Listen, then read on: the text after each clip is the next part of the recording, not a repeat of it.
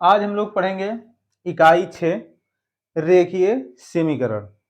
रेखीय समीकरण क्या होता है उसके बारे में हम लोग पहले थोड़ा बेसिक जानेंगे, उसके बाद अभ्यास पे आएंगे। तो पहले क्या होता है रेखीय समीकरण कि रेखीय समीकरण ऐसे समीकरण को कहा जाता है जिसमें चर की घात 1 हो, उसको रेखीय समीकरण कहा जाता है।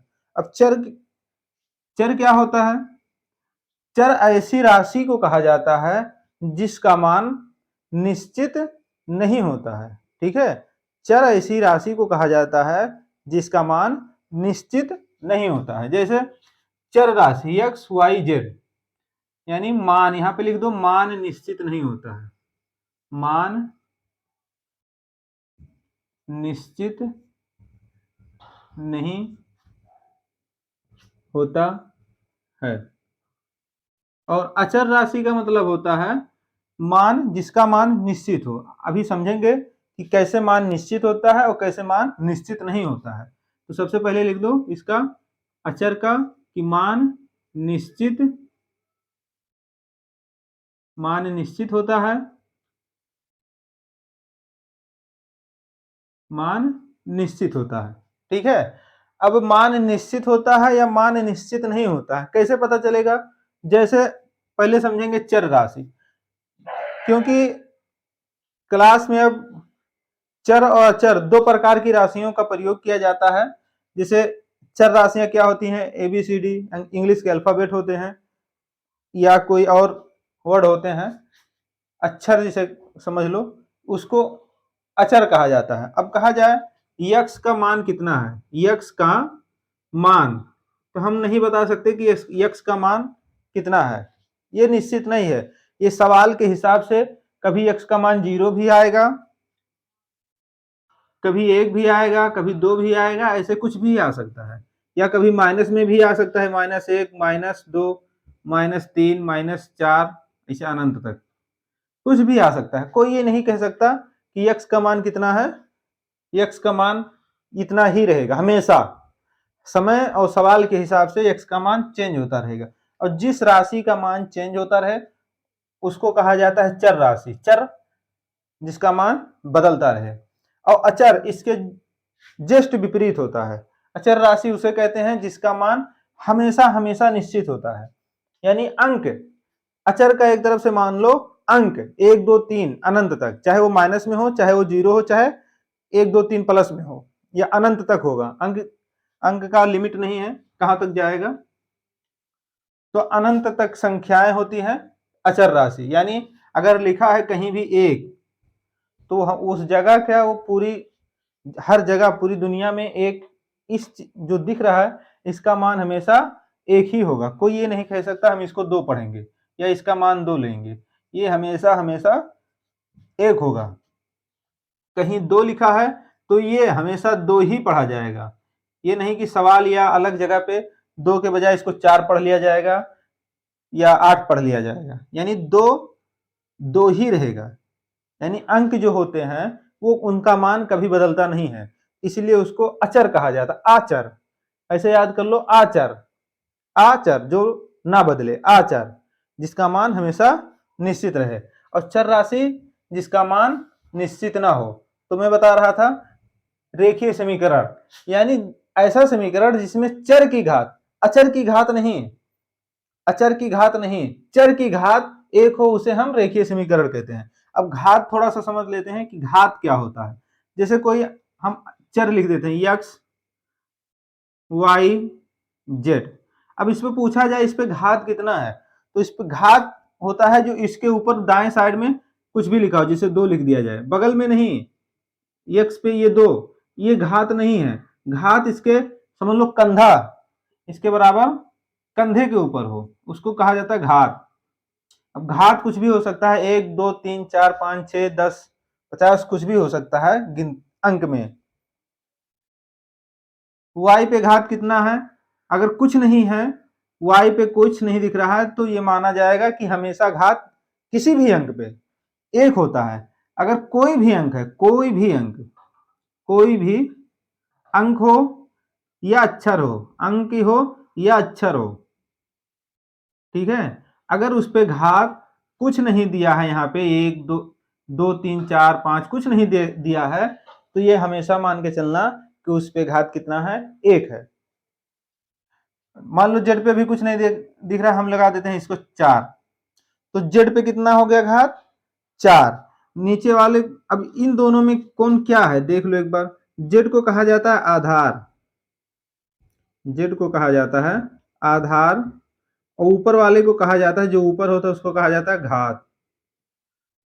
ठीक है, नीचे वाले को आधार, कुछ भी हो सकता है जेड की जगह पे, एक्स वाई जेड या ए बी सी डी या कुछ भी, या 1 2 3 कुछ भी हो सकता है। ये जरूरी नहीं कि अक्षर के ऊपर ही घात हो, अंक के ऊपर भी घात होते, जैसे 4 पे घात कितना, 2, 5 पे घात 3 हो सकता है, कुछ भी हो सकता है, जरूरी नहीं कि 3 या 2 या कुछ भी हो। यानी कहने का मतलब है सिर्फ अक्षर के ऊपर ही घात नहीं लगता है, अंक के ऊपर भी घात लिखता है। लेकिन हम यहाँ सिर्फ अक्षर का इसलिए बता रहे हैं क्योंकि हमें रेखीय समीकरण समझाना है कि रेखीय समीकरण होता क्या है। तो हमें अगर कोई समीकरण दिया है और पता करना है कि ये रेखीय समीकरण है कि नहीं है, तो उसमें देखेंगे चर वाले, चर यानी एक्स, जो अंक अक्षर होंगे एक्स वाई जेड, उस पे अधिकतम घात कितना है। अधिकतम घात अगर 1 है, 1 से ज्यादा नहीं है, 1 ही है, तो वो हो जाएगा रेखीय समीकरण। अगर 1 से ज्यादा है तो वो रेखीय समीकरण नहीं होगा, वो कुछ और हो जाएगा। अगर 2 है तो उसे वर्ग समीकरण या द्विघात समीकरण कहा जाएगा। लेकिन अगर 1 है तो उसको रेखीय समीकरण कहेंगे। ठीक है, जैसे मैं कुछ यहां लिख देता हूं सवाल, रेखीय समीकरण पहचाने कैसे, इसको मिटा दिया जाए। मेरे हिसाब से चर राशि और अचर राशि समझ में आ गया होगा। तो जैसे मैं लिख देता हूं, कोई उदाहरण लिख देता हूं कि रेखीय समीकरण है कि नहीं, पहचान के बताओ। x + 5 = 3, ये पूछा जाए रेखीय समीकरण है कि नहीं, रेखीय समीकरण ये है कि नहीं है, तो हम सबसे पहले देखेंगे चर कौन सा है। तो यहाँ चर देखेंगे तो ये x है, इसी को कहा जाएगा चर राशि। बाकी ये 5 और ये 3 क्या है, ये अचर राशि है। ये दोनों चर, x क्या है, चर राशि है, चर राशि है। 5 और 3 क्या है, अचर राशि है। तो हमें अचर से, अचर वाली राशि से कोई मतलब नहीं होता, हमें सिर्फ और सिर्फ चर राशि चाहिए। और चर राशि के घात देखना है 1 है कि नहीं है। अगर 1 है तो वो समीकरण जो दिया गया है वो क्या है, रेखीय समीकरण है। तो देखेंगे x पे घात तो कुछ नहीं दिख रहा है, x पे घात कुछ नहीं दिख रहा है। और जब मैंने कहा, बता दिया हूं कि अगर किसी भी अक्षर या अंक पे कोई घात ना दिखे तो वो क्या होता है, उस पे एक घात लगा होता है। यानी जैसे यहाँ देखो x पे कुछ नहीं दिख रहा है, तो इसका मतलब है कि एक x पे एक घात लगा है, लेकिन एक दिखाई नहीं देगा, घात के रूप में एक कभी नहीं दिखाई देता है, एक के रूप में घात कभी नहीं दिखाई देता है। तो ये रेखीय समीकरण। एक और उदाहरण ले लेते हैं दूसरा, ये बताओ x पे घात 2 प्लस 5x प्लस 4 बराबर 0, ये पूछा जाए, बताओ ये रेखीय समीकरण है कि नहीं है, रेखीय समीकरण है कि नहीं है। तो हम देखेंगे कि यहाँ पे x, x के अधिकतम घात कितना है, x के यानी चर राशि के अधिकतम घात कितना है, और रेखीय समीकरण होने के लिए अधिकतम घात कितना होना चाहिए, 1 होना चाहिए।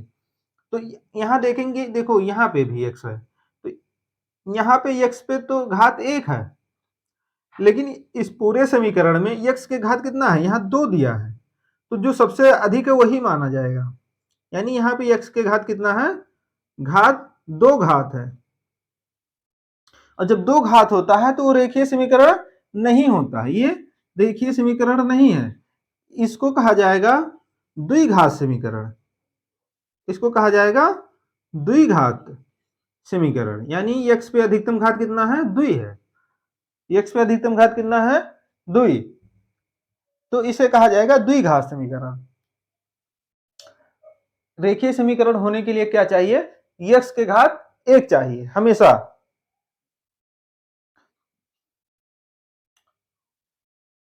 आइए देखते हैं कुछ सवाल कि रेखीय समीकरण को हम हल कैसे करते हैं। एक दो सवाल उदाहरण लेंगे और बताएंगे कि हल कैसे किया जाता है।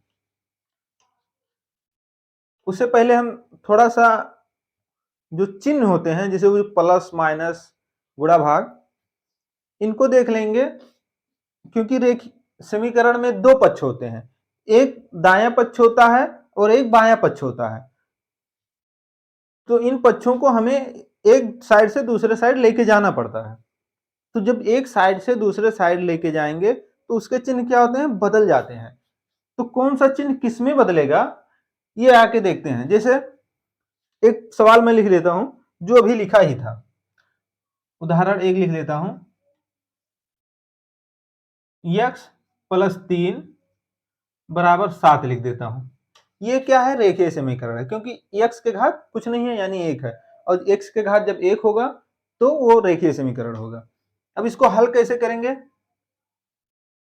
हल करने से पहले इसमें देखेंगे दो साइड है, ये बराबर लगा है, बराबर, ये देखो बराबर लगा है, बराबर के इस साइड भी x प्लस 3 है और बराबर के इस साइड 7 है।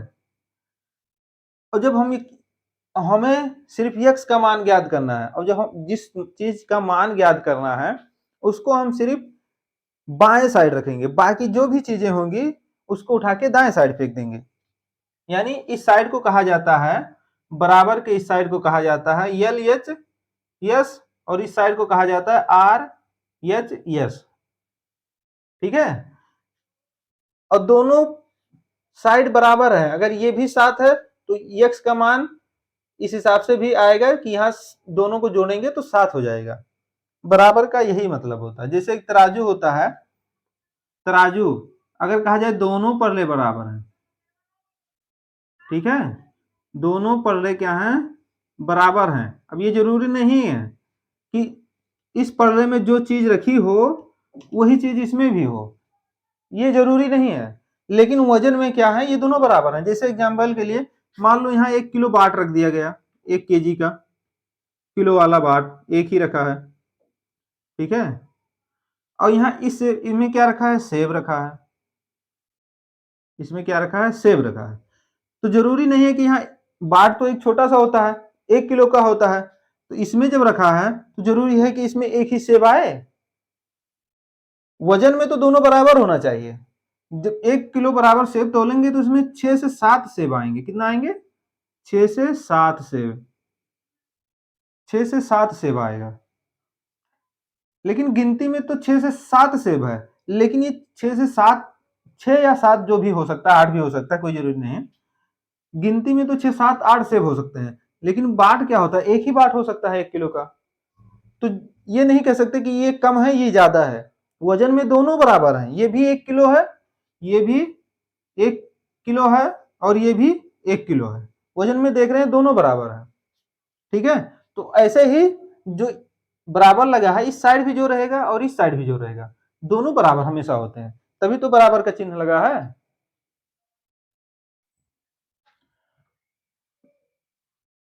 यल एच एस बराबर आर एच एस, यानी समीकरण में दो साइड हमेशा बराबर होते हैं। इतना समझ में आ गया। और ये समझ लो कि एक साइड से चिन्ह जब दूसरे साइड में जाता है तो किस में बदलता है। जैसे एक साइड है यल एच यस, बराबर के दूसरे साइड है आर एच यस, ठीक है। अब इधर प्लस का है, माइनस है, गुणा है और भाग है, यही चार चिन्ह हमेशा रहते हैं मैथ में, इससे ज्यादा कोई चिन्ह तो होता नहीं है। प्लस माइनस गुणा और भाग। देखो जब प्लस दाएं बाएं से दाएं जाएगा तो क्या होगा? माइनस हो जाएगा। माइनस दूसरे साइड जाएगा तो प्लस हो जाएगा। गुणा दूसरे साइड जाएगा तो भाग हो जाएगा। और भाग क्या है? दूसरे साइड जाएगा तो गुणा हो जाएगा। अब ये जरूरी नहीं है कि हमेशा बाएं से ही दाएं जाए, दाएं से भी बाएं आ सकता है, ठीक है। दाएं से जरूरी नहीं है कि हमेशा बाएं से दाएं जाए, दाएं से बाएं भी आ सकता है। जैसे मान लो इधर प्लस है, उधर साइड गया तो माइनस हो जाएगा, लेकिन अगर उधर माइनस या प्लस है तो इधर आएगा तो माइनस या प्लस हो जाएगा। जैसे अगर माइनस है तो इस साइड आएगा तो प्लस हो जाएगा, इधर से प्लस अगर आएगा तो इधर माइनस हो जाएगा, भाग अगर इधर है तो इधर आएगा तो गुणा हो जाएगा, इधर गुणा है तो भाग हो जाएगा, दोनों साइड से बदलेगा चिन्ह। ठीक है, इतना समझ में आ गया। तो पहला सवाल हल करते हैं। दिया है x प्लस 3 बराबर 7। तो जिसको भी हमें ज्ञात करना है उसको क्या करेंगे, सिर्फ बाएं साइड रखेंगे। क्या करेंगे, सिर्फ और सिर्फ बाएं साइड रखेंगे, बाकी जो भी होगा उनको उठा के दाएं साइड भेज देंगे। तो ये इसको x को यहां रखेंगे और बराबर 3 को प्लस 3 को क्या करेंगे, दूसरे साइड भेज देंगे। लेकिन दूसरे साइड पहले से ही 7 बैठा है तो 7 को उसी की जगह पे रहने देंगे, उसको कुछ नहीं छेड़ेंगे, 7 को उसी की जगह पे रहने देंगे। और 3 जब इस साइड से दूसरे साइड जाएगा ले आए, लेकिन ये 3 क्या था, प्लस का था, और प्लस का जब इधर जाएगा तो हो जाएगा माइनस। ठीक है, प्लस का क्या हो जाएगा, माइनस। जैसे दो पार्टी के नेता हैं, मान लो कुछ भी ले लो, जैसे सपा और एक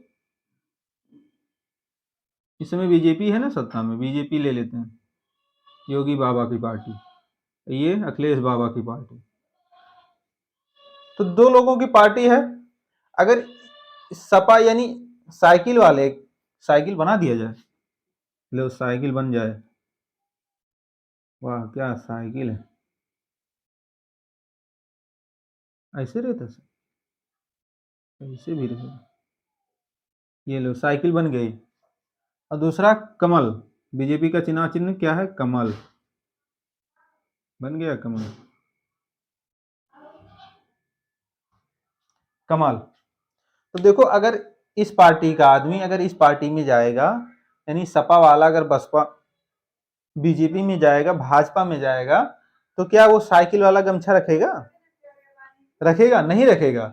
जब ये साइकिल वाला अगर बीजेपी में जाएगा तो बीजेपी वाला गमछा रखेगा, यानी जो उसका पहले निशान था, चिन्ह था, चुनाव चिन्ह बदल जाएगा, यानी ये पहले साइकिल था तो फूल में बदल जाएगा। ऐसे ही अगर बीजेपी वाला क्या करेगा, कोई विधायक या एमएलए या कोई भी छोड़ के पार्टी इसमें आएगा साइकिल वाले में, तो क्या होगा, उसका चुनाव चिन्ह बदल जाएगा। ये नहीं कि बीजेपी का साइकिल में चले आए तो क्या करेगा, बीजेपी वाला गमछा लगा के घूमेगा, क्या होगा, इसका गमछा बदल जाएगा, चुनाव चिन्ह बदल जाएगा, अब साइकिल हो जाएगा, साइकिल का जोर शोर से प्रचार करेगा। तो ऐसे ही चिन्ह बदल जाते हैं।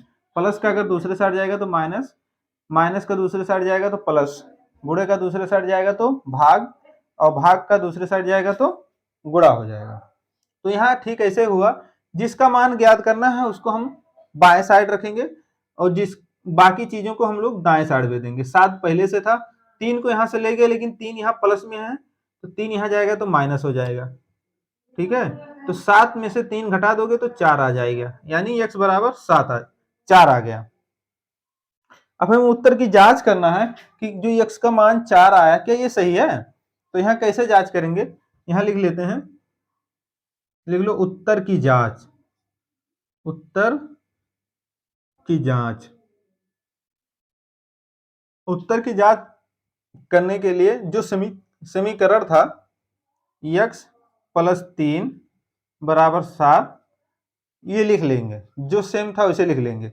अब देखेंगे अगर दोनों साइड, ये साइड और ये साइड अगर बराबर हो जाता है तो क्या करेंगे, मान लिया जाएगा कि ये जो x का मान आया 4 ये सही है। x का मान कितना है, x बराबर 4 आया। उत्तर की जांच करने पर x की जगह पे क्या रखेंगे, x बराबर 4 आया है तो x की जगह पे 4 रख देंगे, प्लस 3 है तो 3 लिख देंगे, बराबर 7। 4 और 3 जोड़ेंगे तो हो जाएगा 7, बराबर इधर 7, यानी 7 बराबर 7, यानी बायां पक्ष बराबर है दाएं पक्ष के, यानी यल एच यस बराबर है आर एच यस के। तो ये उत्तर जो x बराबर 4 आया है बिल्कुल सही है। इस तरह से उत्तर की जांच की जाती है। x का जो मान आएगा x की जगह पे रख दो और जोड़ने पे अगर दोनों पक्ष बराबर आ जाए तो उत्तर सही है।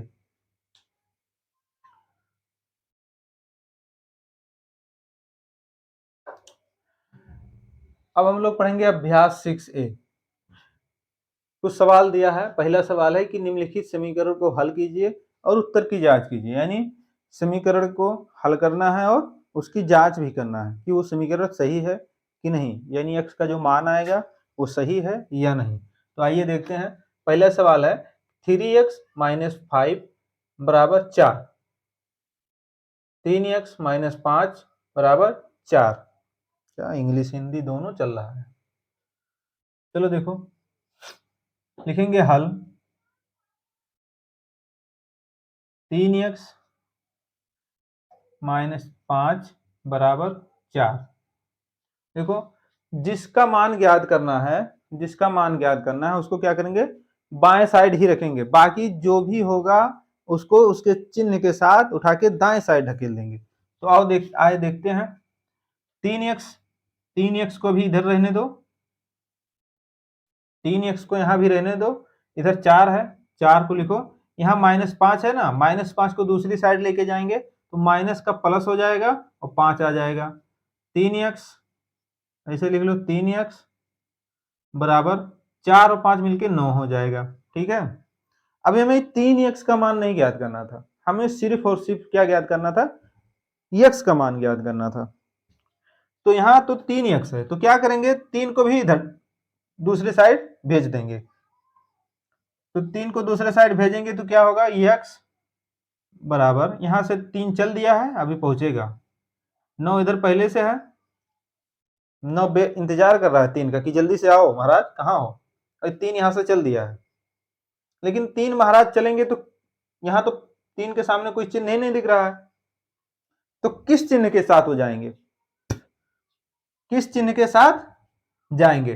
तो देखो, जब अंक, एक अंक यहां समझ लो, अंक और एक अक्षर साथ में लिखे हो, पहले अंक हो उसके बाद अक्षर, कोई भी अक्षर हो सकता है, तो अंक और अक्षर के बीच में हमेशा हमेशा गुणे का चिन्ह होता है।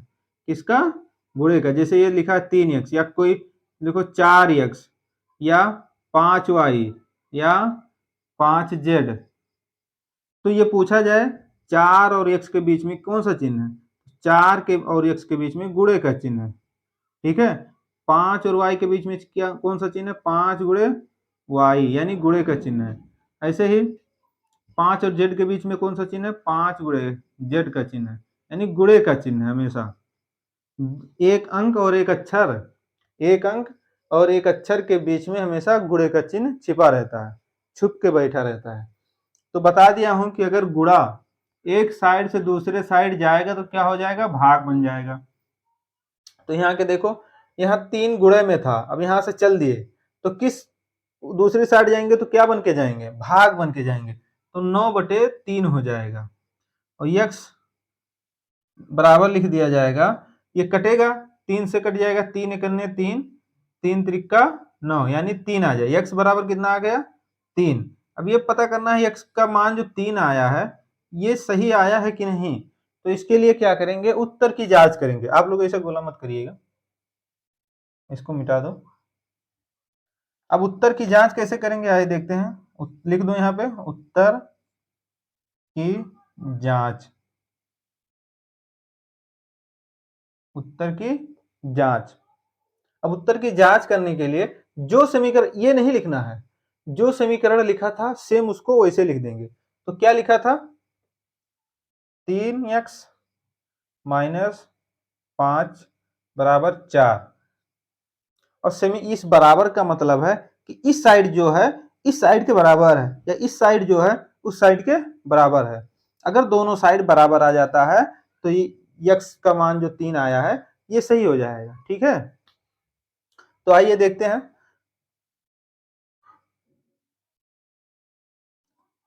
अब देखो कैसे जांच करेंगे, ये 3 और x के बीच में कौन सा चिन्ह है, गुणे का, तो 3 गुणे x लिखेंगे, लेकिन x नहीं लिखेंगे, x का मान कितना है, 3 दिया है, तो अब x की जगह पे क्या आ जाएगा, 3 आ जाएगा। x की जगह पे यहां लिख लेना, x बराबर 3 रखने पर, 3 रखने पर, ठीक है, x बराबर 3 रखने पर। अब जहां जहां x मिलेगा, जहां जहां आपसे x की मुलाकात हो उस जगह पे 3 रख दो। तो यक्स यहाँ मिला, यक्स की जगह पे क्या है 3, और यक्स और 3 और यक्स के बीच में कौन सा चिन्ह था, गुणे का, तो गुणे का चिन्ह लगा दिए, -5 बराबर 4। अब 3 का गुणा 3 में करेंगे तो हो जाएगा 9, -5 पहले से है बराबर 4, इधर तो कुछ करना नहीं है।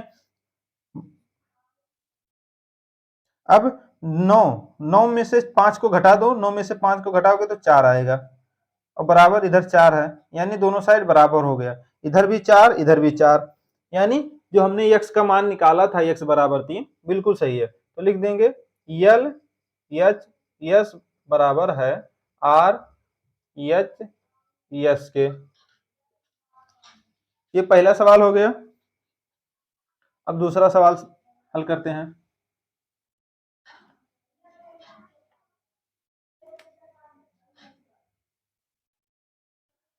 अब इसमें देखो, इसको लिखेंगे हल, दिया 5y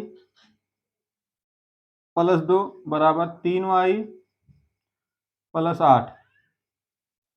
अब जिसका मान ज्ञात करना है उसको बाएं साइड लाएंगे, या है तो उसको रहने देंगे, बाकी जो भी होगा उसको उठा के दूसरे साइड भेज देंगे। तो अब देखो y, यहाँ y दिया है, इसमें x दिया था, तो हमें यहाँ y का मान ज्ञात करना है। तो यहाँ बाएं साइड में तो y है 5y, लेकिन दाएं साइड में भी चले आया है, ये भटक गया अपना रास्ता, दूसरे साइड चले गया, पार्टी बदल लिया था, तो क्या करेगा, अपनी पार्टी में आएगा। लेकिन जब पार्टी बदल लिया था तो अब दूसरे पार्टी का चिन्ह होगा, लेकिन जब अपनी पार्टी में आएगा तो इसका चिन्ह बदल जाएगा। तो इसको जब अपने पार्टी अपने लोगों के साथ आएगा, अपनी पार्टी में आएगा, तो ये 5y पहले से था, ये 3y जो लिखा, ये 3 से पहले कोई चिन्ह नहीं दिख रहा है ना। जब कोई चिन्ह ना दिखे तो वो हमेशा प्लस होता है, जब कोई चिन्ह ना दिखे तो हमेशा प्लस होता है, और कोई चिन्ह नहीं होगा कि गुणा माइनस भाग, कुछ नहीं होगा, सिर्फ और सिर्फ प्लस होगा। अब प्लस को जब इधर लाओगे तो क्या हो जाएगा, -3y। अब इधर बचे सिर्फ 8 बच गए, ठीक है। जब 8 बज गए तो ये क्या करेगा कि अपने वाले को इधर बुला लिया, तो इसको क्या करेगा, इसको कहेगा तुम अपने साइड चले जाओ।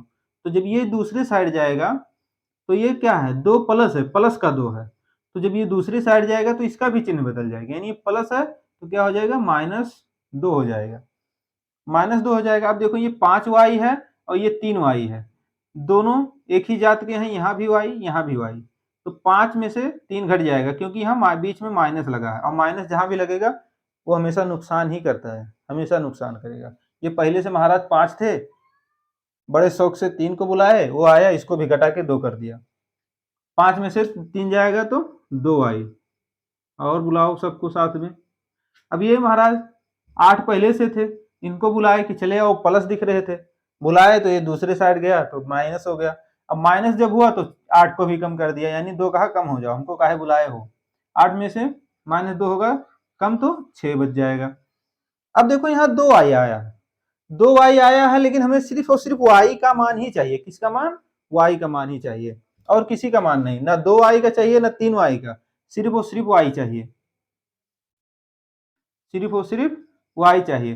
तो y को इधर रहने देंगे, बराबर के दूसरी साइड 6 पहले से है, 2 महाराज यहाँ से चल दिए, अपना बोरिया बिस्तर बांध के यहाँ से चल दिए, लेकिन जब दूसरे साइड जाएंगे तो क्या हो जाएगा, क्योंकि 2 और y के बीच में गुणा है, और गुणा जब दूसरे साइड जाएगा तो क्या हो जाएगा, भाग, यानी बटे में हो जाएगा 2। y बराबर कितना आ जाएगा, y बराबर कितना आ जाएगा, 2 से काट देंगे, 2 एक 2 और 2 3 बार में कट जाएगा, यानी y बराबर कितना आ गया, ये भी 3 आ गया।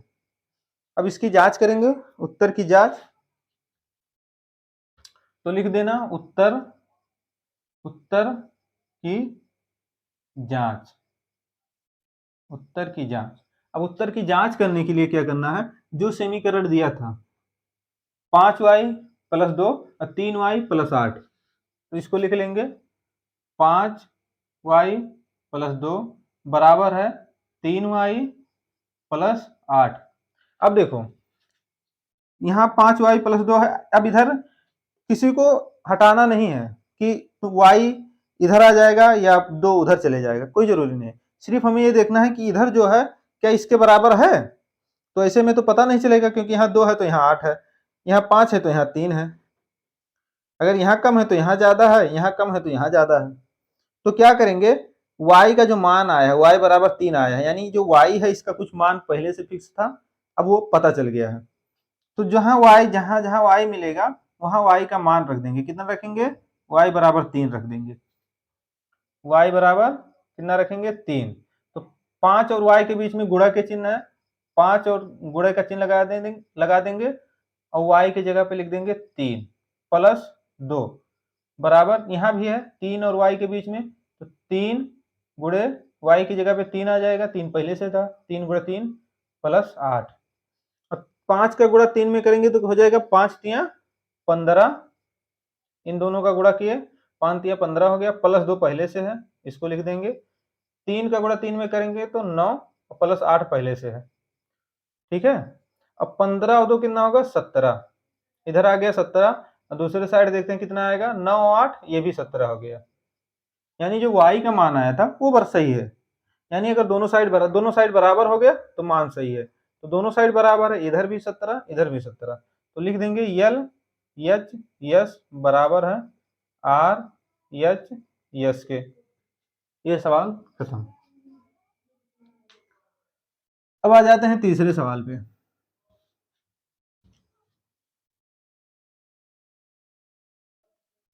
तीसरा सवाल थोड़ा आगे लिख देते हैं, दिखाएगा 3x प्लस 12 बराबर 24 दिया है ना, यहाँ लिख देते हैं तीसरा सवाल 3x प्लस 12 बराबर 24, ठीक है, दिख रहा होगा।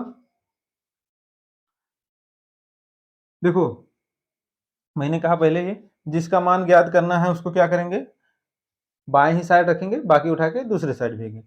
और जब दूसरे साइड कोई भी अंक या कोई भी चीज, कोई भी राशि जाएगा, अपनी पार्टी बदलेगा तो उसका चिन्ह बदल जाएगा, ऑटोमेटिक बदल जाएगा, कुछ करने की जरूरत नहीं।